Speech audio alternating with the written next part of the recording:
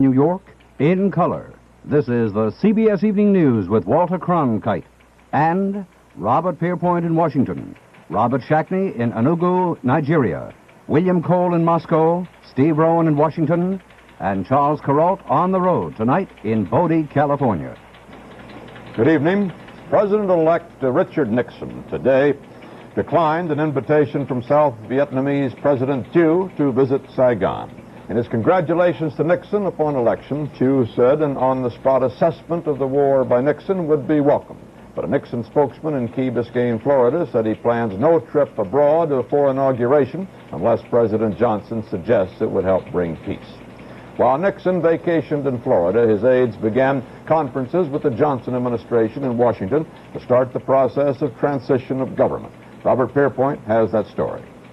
Representing Richard Nixon and the Republicans, on the right, a Nixon law partner, Franklin Lincoln. And for the Democrats and President Johnson, on the left, one-time Truman aide Charles Murphy. They met at the White House today, where Murphy explained the transition problems. These rooms in a nearby federal office building are being made available to the Nixon staff, complete with new walnut furniture, never-used typewriters, and even a small private dining room. The General Services Administration, which is setting this up for the Republicans, calls this the President-elect Suite, and has another for the Vice President-elect. But word from the Nixon camp is that it will be mostly lower-level appointees, file clerks, and secretaries who use all this. Transition expert Murphy has told Mr. Nixon's man Lincoln that in order for a new president to take the reins of power, he should appoint about 300 policy-making officers of cabinet and sub-cabinet rank and have them cleared for security and on the job, if possible, on January 20th. Lincoln told reporters today that no such appointments had yet been made. Nixon, he declared, wants an open administration, but Lincoln had little else to reveal.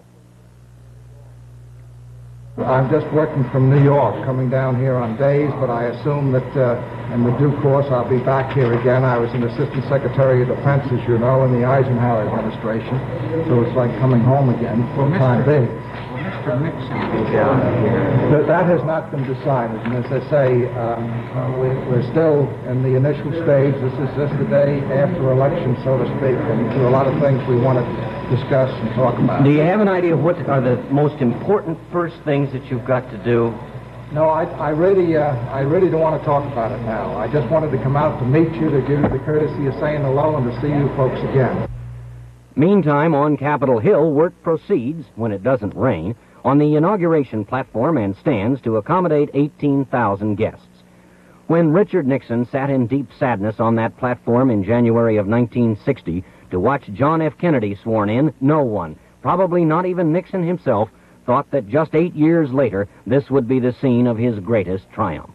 Robert Pierpoint, CBS News, Washington.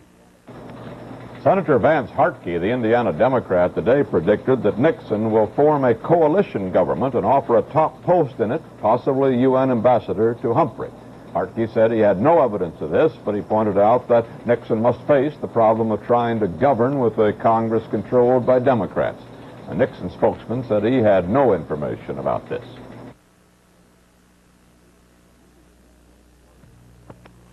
Mrs. Smith was worried. Betsy gets a cold, Dad gets a cold, and so does Junior. Well, nothing can guarantee to keep colds away, see? But my winter survival kit may help. What's that? My three-way to ward off colds. Plenty of sleep, a balanced diet, and gargle twice a day with full-strength Listerine antiseptic. I need a survival kit. That's what you need, kid. Try it. Your family may have fewer colds, milder colds, this season. When you're upset, tense, nerves snap, and each mounting pressure may start the flow of excess acid in your stomach. Result? Acid indigestion, heartburn, that burning sensation. But Rolaids, with its exclusive buffering compound, has thousands of absorbent particles. Each consumes 47 times its weight in excess stomach acid, gives fast, lasting relief. Rolaids consumes 47 times its weight in excess stomach acid. Senator Edmund Muskie, the unsuccessful Democratic vice presidential candidate, returned to Washington today and appealed to the nation to unite behind Nixon. I think that as the newly elected president, even though he has a minority vote, that he's entitled to the support of all Americans, whoever they are. He's entitled to be given a real chance at establishing effective national leadership, because it's in the interest of all of us that we have effective national leadership, particularly with respect to Southeast Asia and also with respect to our cities. It's going to take leadership of a high order to heal the divisions in our country, and I think those of us in the minority have a responsibility to try to contribute to that healing process rather than adding to the division. With 96% of the popular vote now counted, Nixon holds a lead of some 275,000 votes over Humphrey. That's just about 0.4% of the total vote. Wallace is some 20 million votes behind the leaders. And Texas's 25 electoral votes now appear to be firmly in Humphrey's column. With 99% of the vote counted there, Humphrey leads Nixon by 41,000 votes. Pollster Lewis Harris, whose election eve poll gave a slight edge to Humphrey, today said that if Wallace had not been in the race, Nixon would have won by a majority of at least 10%.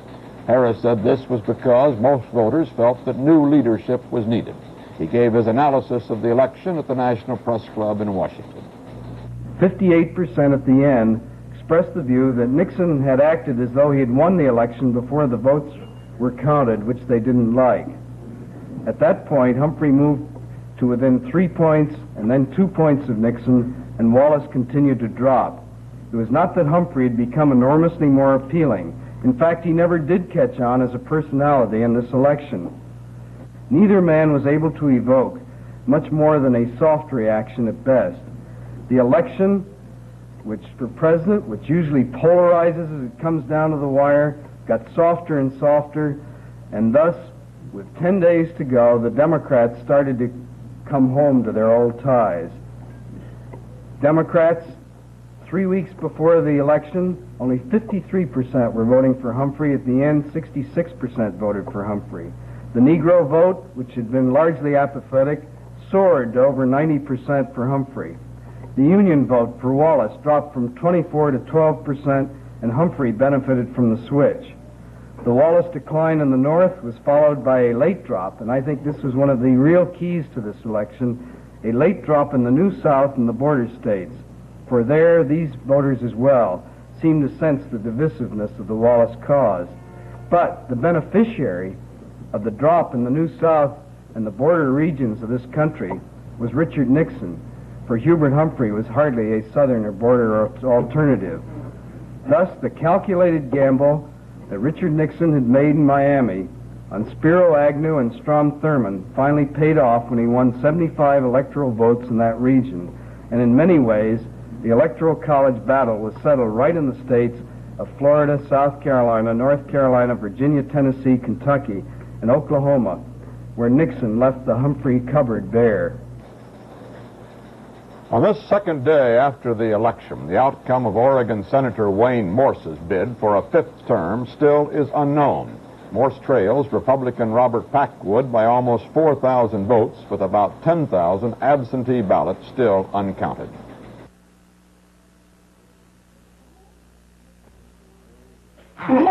You're pinching. Breathe in. This zipper sure doesn't close like it used to. Any suggestions? Of course. The Playtex Living Long Line Bra. The stretch panels smooth out midriff bulge comfortably. Even after 50 machine washings, the Playtex Long Line Bra stretches this way, that way, still stretches like new. So make all your dresses fit better, look better, with a Playtex Living Long Line Bra. That's the hard way to be firm and flatter. The easy way, the Firm and Flatter Lycra Girdle by Playtex. Firms and flatters as no other girdle can. The exclusive V construction exercises two firming, flattering forces. These elastic V bands lift your tummy in. These elastic bands keep your waistline thin. You're firmer, you're flatter in the Playtex Firm and Flatter Girdle made with Lycra. South Vietnam charged today that the communists have carried out 16 artillery attacks against population centers since the bombing of North Vietnam ended last Friday. President Johnson, in announcing the bombing halt, indicated that he expected the enemy, among other things, to stop shelling South Vietnamese cities. The communists have taken the position, at least publicly, that they're not required to match the president's move with some de-escalating of their own. Although there have been no major battles recently, the U.S. command, in its latest weekly casualty report, listed 150 Americans killed and 1,214 wounded. South Vietnam reported 129 combat fatalities, and the enemy death toll was put at 1,393. Cambodia's Prince Sihanouk has reduced his terms for releasing those 11 American servicemen whose patrol boat was seized in Cambodian waters last July. Sihanouk at one time was demanding some American bulldozers in exchange for the men, but he said today that he will free them if President Johnson promises to try to stop Allied bombing incidents on Cambodian territory. Nigeria's civil war has been going on now for 16 months, and it's been an unequal contest from the start for secessionist Biafra. It has lost 9/10 of its original territory to numerically superior Nigerian federal troops. Aside from casualties of war, it has lost tens of thousands of its people through starvation and disease. Tonight we have a report on the situation there now from CBS News correspondent Robert Shackney. Enugu used to be a city of perhaps 150,000 people, a busy mining, administrative, and commercial center for the Igbo people, the main tribal group of Biafra. There's no one, or hardly anyone here now. The fact that people flee a battle zone is not unusual, but the fact that a battle took place here 13 months ago and almost no one has come back is very different. And what has happened to Enugu has happened to all the Igbo cities and towns in Biafra captured by government troops. And that is 4/5 of the land Biafra started out with when this civil war began. The towns are empty, deserted, and the Igbo people are somewhere else. A population numbering in the millions has been totally displaced. It's only deep in the bush that people in any great number can be found. This is the village of Obanofia, in a no-man's land between Biafran and federal troops. And what has brought this vast crowd out is the arrival of a food truck from the International Red Cross. It was the first time that a Red Cross food team had penetrated this far into the palm forest south of Enugu. Word that the team was coming had been sent in advance. It had been expected that perhaps 2,500 people would respond. In fact, more than 6,000 appeared. These are not, or don't appear to be, starving people. But in this village, they've eaten all their livestock and fowl. You don't see goats or chickens in these villages anymore. There's no money to buy fish. If these people are not starving today, they may be tomorrow. And so there's a desperation to reach the food lines. There is, in fact, enough Red Cross food for all in this village, but the villagers don't know this. They don't quite believe the promise that the truck will be back once each week with a week's ration. This week in Obanofia, it's dried milk and salt. Next week it'll be bulgur wheat and more milk. Basically, it's protein. That's what the victims of this war cannot get, and that's what's killing people. These are mothers and children who've come out of the bush to a refugee camp in Enugu, driven by desperation. These are victims of kwashiorkor, the protein deficiency disease. The symptoms, a reddish tint to falling hair, swellings of ankles and wrists, skin sores. Kwashiorkor leads to death, and among the survivors, if they're very young, it can mean permanent mental retardation. Glenn Hayden of Mason City, Iowa, directs the International Red Cross Relief Program for this part of Nigeria. How many of these children, these grown-ups, these people, when they get to this camp, will survive? How many die? Well, the death rate has been cut down greatly. We were having from 7 to 10 a day dying. It's down to 2 or 3 a day on an average now. This is because of constant medical care and a feeding program that we've been able to establish here. But still, even though we're taking care of them, a certain percentage will die, depending on how long they've been in the bush before they come here. But the cure itself, if it's not too late, is simple enough. It's food, high-protein food. Since the intensive food distribution started here 2 months ago, Red Cross doctors are finding fewer cases of serious malnutrition among the people who come to their clinics. Perhaps 1 out of 5 patients with kwashiorkor in September, now fewer than 1 out of every 10. But what nobody knows is how many more people there are who haven't been reached, who are still living in the bush. There are 2,200 tons of high-protein food supplies in the International Red Cross warehouses in Enugu. But it saves no lives if it can't reach people. And as long as they hide in the bush, as long as the fighting keeps the Red Cross trucks away, the food here does no good. It's been said that 6 million Igbos fled to Biafra and are now facing starvation. Nobody really knows. But in or out of Biafra, anyone near the war zone hiding in the bush could easily go hungry.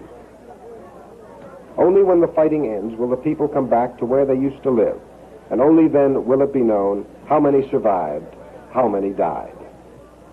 Robert Shackney, CBS News, Enugu, Nigeria.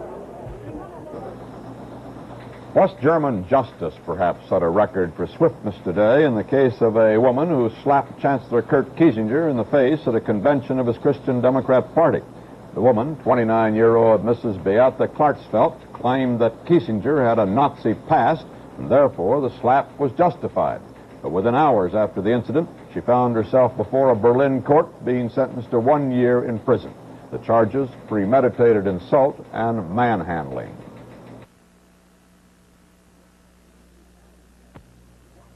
The acid test. Watch us dramatize how Prestone gives your car extra protection against corrosion. Half of this metal gets coated with magnetic film in Prestone antifreeze, and half goes into antifreeze with ordinary corrosion inhibitors. Into hot acid, one is destroyed in seconds. Look at magnetic film's extra protection. Remember, never pick up a stranger, pick up Prestone antifreeze. 1, 2, 3, 4, 5, 6, 7, 8, 9, 10. 10 ordinary batteries. Now, just one Ever-Ready alkaline energizer lasts up to 10 times longer than ordinary batteries. In heavy-duty use, in constant use, in continuous use. Get the golden ones. Golden Ever-Ready alkaline energizers last up to 10 times longer. That's power to spare. Products of Union Carbide. Today was the 51st anniversary of the Russian Revolution, and it touched off angry demonstrations in Soviet-occupied Czechoslovakia. In Prague, thousands of students marched through the streets, shouting anti-Soviet slogans and destroying dozens of Russian flags.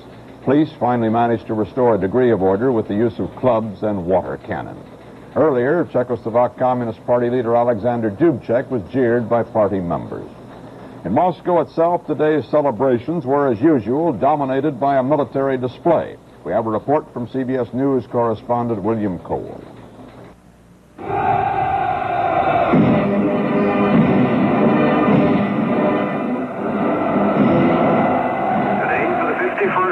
The Soviet Union celebrated the Bolshevik Revolution and the advent of Soviet power. As usual, the biggest celebration of that anniversary was here in Red Square. This country's ranking leaders were present.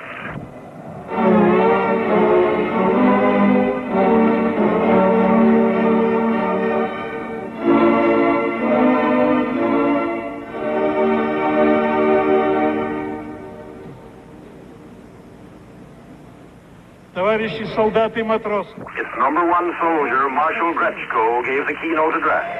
For November the 7th is traditionally more a show of military might than anything else. And the Marshal gave the traditional warnings about the imperialist enemies. But this year the saber rattling was subdued. That favorite imperialist bogeyman, the United States, was not even mentioned by name. Missing this year among the honored guests were most of the ambassadors of Western Europe, and also that of the United States. All stayed home in protest of the Soviet occupation of Czechoslovakia. There were no new weapons unveiled this time, but the old ones from last year, the tanks, the armored cars, and the massive display of rocket power were still impressive enough. Today, as Russia's average man enters the 52nd year of Soviet power, he is apparently content. By any standards of the past, he has never had it so good. And the purpose of today's celebration, and indeed the 4-day holiday it begins, is to remind him of that fact. William Cole, CBS News, Moscow. The Defense Department today released films of one of the frequent encounters between the Soviet and U.S. military far away from each other's territory. This one occurred in mid-September during NATO naval maneuvers, and Steve Rowan narrates. These Defense Department pictures of the Soviet Union's Tupolev 95, which NATO refers to as the Bear, were taken over the North Atlantic by U.S. Air Force F-102s from Keflavik Air Base in Iceland. The Tu-95 is a 4-engine turboprop that speeds along at 500 miles an hour. This one, a reconnaissance version, was flying low over ships involved in the NATO fleet exercise called Silver Tower. That's an oiler down there. The F-102s got so close, they got pictures of the tail gunner. You'll be able to see him move if you watch closely. The Russian planes have been seen as far south as Newfoundland, but American pilots now take these encounters in stride. In fact, some of our pilots carry signs in Russian that say, "Smile." Steve Rowan, CBS News, Washington. Los Angeles County has spent more than $250,000 investigating the murder of Senator Robert Kennedy and protecting his accused assassin, Sirhan Sirhan. A county auditor's report said much of the monies went for altering Sirhan's jail cell and building a special courtroom for his pre-trial appearances. Sirhan's trial is scheduled to begin December 9th. The Pentagon today issued a draft call for 26,800 men in January, the highest in 8 months. All are slated for the Army. Prices closed generally higher in the New York Stock Exchange today. Volume was 11,700,000 shares, and the exchange index gained 10 cents.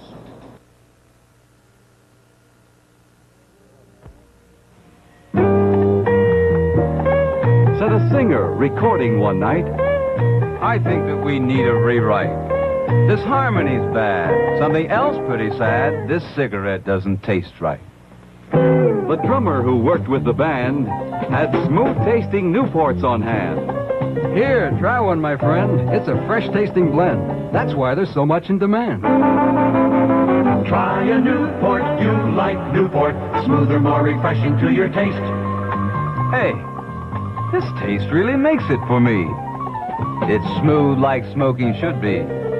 I go for this flavor. I owe you a favor. How about a big chord in G? Change to Newport, you like Newport. Smoother, more refreshing to your taste. King size or 100s, Newport smooths and refreshes your taste. In our increasingly complicated world, people often talk about getting away from it all. Many would like somehow to return to the past. Charles Carroll, on the road in the far west, found he was able to do both. Up here in the high desert, beyond the last water holes, hundreds of towns were born overnight in the 1860s and 70s. No place was too remote, not if there was gold nearby. A handful of those old mining camps still have life in them, like Virginia City, Nevada. Tourists are what keep Virginia City alive. The population of 100 years ago, 15,000, has shrunk to 500. But at least cowboys still ride into town on a Saturday.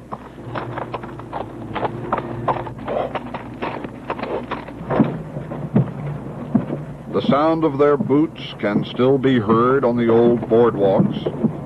The Bucket of Blood Saloon still serves the same brand of beer in 1968 that it did in 1868. And its old oak bar is still crowded.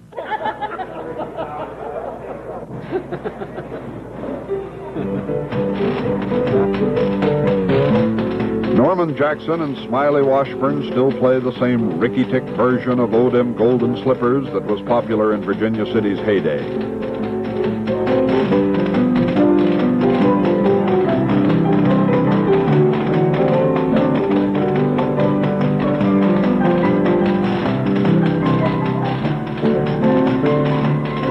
And down the hill at the old Episcopal Church, Howard Bennett rehearses for Sunday services on an organ that was shipped around the Horn by sailing ship and over the Sierra from San Francisco by horse-drawn wagon.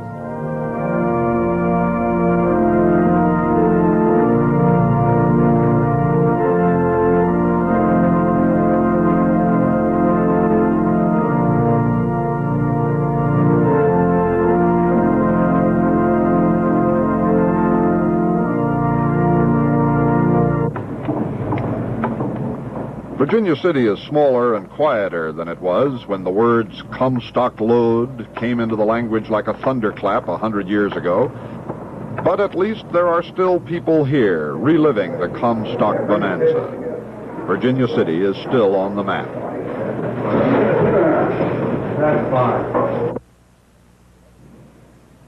But for every mining camp that survived, there were 100 that died. For every relic of the gold rush days that's all painted up and waiting for tourists today, there are 100 that lie silent, their old boards bleaching in the sun. For every Virginia City, Nevada, there are 100 Bodie, Californias. 10,000 people lived in Bodie, and 1,000 of them got murdered in the streets. There were 60 saloons and 7 breweries, and all over the West during the boom days you could hear the cry, "Goodbye, God, I'm going to Bodie." There were 10,000 people, and now there's nobody. Just silent streets, miles from anywhere, 8,500 feet up in the Sierra. But if you come here from Virginia City, your imagination fills the silence with those old sounds of the past. The road over the hill from Mono Lake.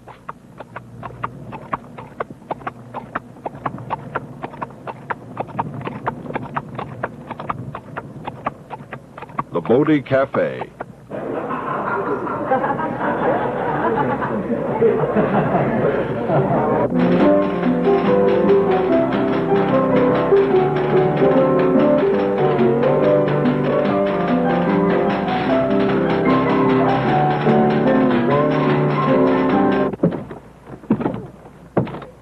The boardwalk in front of the DeChambeau Hotel.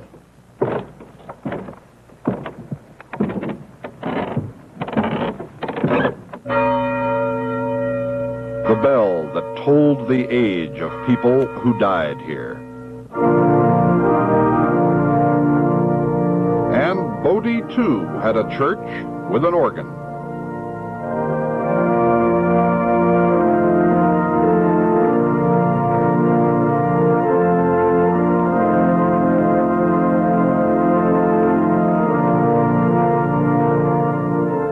It's only been 80 years since Bodie was a living city.